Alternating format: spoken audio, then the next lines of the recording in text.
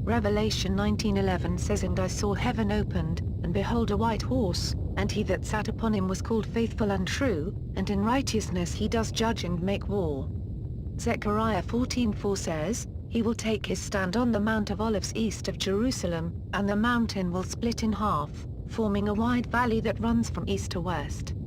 From here, Jesus will go out to wage war against the Antichrist and his army, and the many Arab nations, coming against Jerusalem and Israel.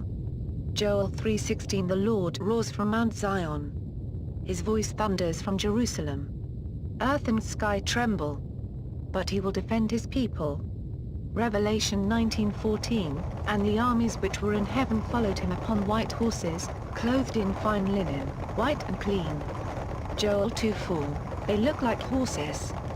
They run like war horses.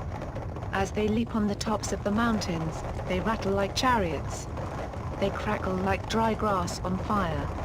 They are lined up like a great army, ready for battle.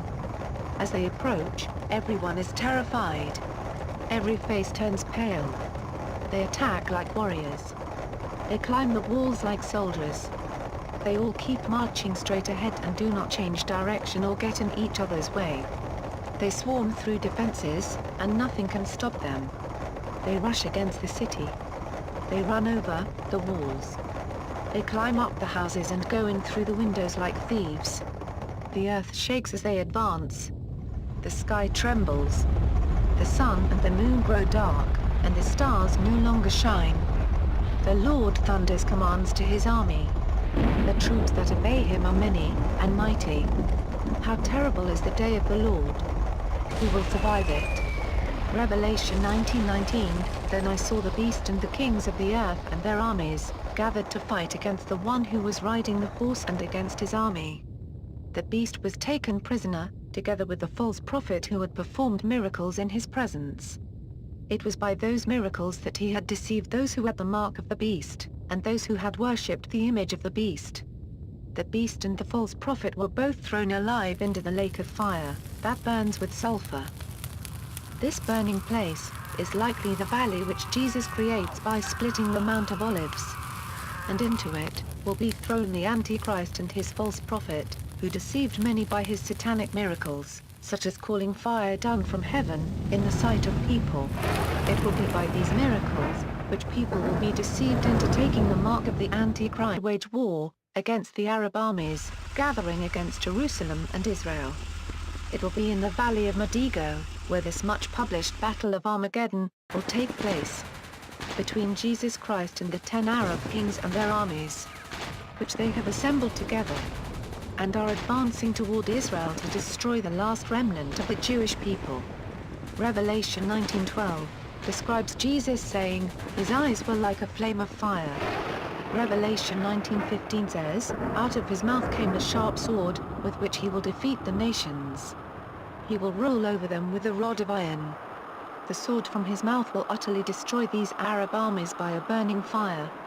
Ezekiel 39:6 says, "I will start a fire in the land of Magog and along all the sea coasts where people live undisturbed, and everyone will know that I am the Lord. I will make sure that my people Israel know my holy name, and I will not let my name be disgraced anymore. Then the nations will know that I, the Lord, am the holy God of Israel." Revelation 20:1. "Then I saw an angel coming down from heaven, holding in his hand the key of the abyss, and a heavy chain. He seized the dragon, that ancient serpent, that is, the devil, or Satan, and chained him up for 1,000 years. The angel threw him into the abyss, locked it, and sealed it, so that he could not deceive the nations anymore, until the 1,000 years were over. After that he must be set loose for a little while." Matthew 25:31 says, "When the Son of Man comes as King, and all the angels with him, he will sit on his royal throne, and the people of all the nations will be gathered before him. Then he will divide them into two groups, just as a shepherd separates the sheep from the goats. He will put the righteous people at his right, and the others at his left. Then the king will say to the people on his right, 'Come, you that are blessed by my Father. Come and possess the kingdom which has been prepared for you ever since the creation of the world. I was hungry and you fed me, thirsty and you gave me a drink. I was a stranger and you received me in your homes. Naked and you clothed me. I was sick and you took care of me, in prison and you visited me. The righteous will then answer him, when Lord, did we ever see you hungry and feed you, or thirsty and gave you a drink?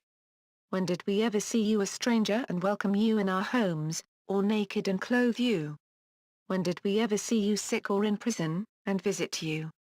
The king will reply, I tell you, whenever you did this, for one of the least important, of these followers, of mine, you did it for me. Then he will say to those on his left, away from me, you that are under God's curse. Away to the eternal fire which has been prepared for the devil and his angels. I was hungry but you would not feed me, thirsty but you would not give me a drink. I was a stranger, but you would not welcome me in your homes. Naked but you would not clothe me. I was sick and in prison, but you would not take care of me. Then they will answer him, when Lord, did we ever see you hungry or thirsty or a stranger or naked or sick or in prison, and we would not help you? The king will reply, I tell you, whenever you refuse to help one of these least important ones, you refuse to help me. These, then, will be sent off to eternal punishment, but the righteous will go to eternal life.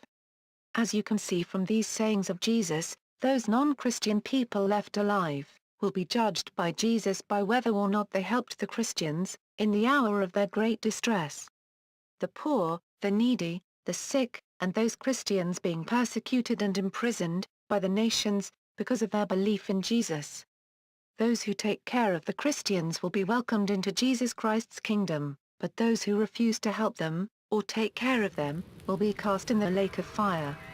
Along with those who took the Middle East king's mark of the beast, and worshipped him and his image. And how terrible this judgment will be. For Revelation 14:11 says, if you worship the beast and the idol, and accept the mark of its name, you will be tortured day and night. The smoke from your torture will go up forever and ever, and you will never be able to rest. Now you have